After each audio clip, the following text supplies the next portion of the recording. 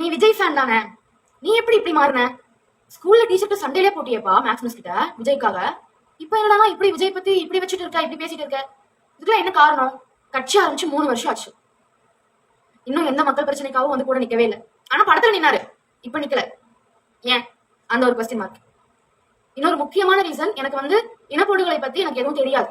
அதை பத்தி வாசிக்க ஆரம்பிச்சு, வீடியோஸ் பார்க்க ஆரம்பிச்சு, என்ன நடந்துச்சு எது நடந்துச்சுன்னு தெரிஞ்சது. ஒரு வீடியோல ஒரு 10 செகண்ட்ஸ் தான் பார்த்திருப்பேன். ஒரு குழந்தை அவங்க அம்மா நிர்வாணமா இறந்து கிடக்குறாங்க, துணி இல்லாம.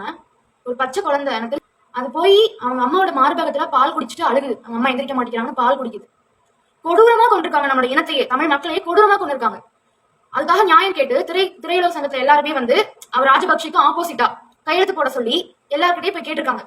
ஆனா Vijay I am not interested அப்படின்னு சொல்லிட்டாரு. 500 ரூபாய் கொடுத்தது கூட பரவாயில்ல, இதுக்காவது சைன் பண்ணிருக்கலாம். அவ்வளவு கொடூரமா கொண்டு போட்டுட்டு இருக்காங்க நம்ம தமிழ் மக்களை. ஆனா அவர் ஏன் ஐ நாட் இன்ட்ரெஸ்டட் சொன்ன ஒரு கையெழுத்துனால என்ன ஆயிட போகுது?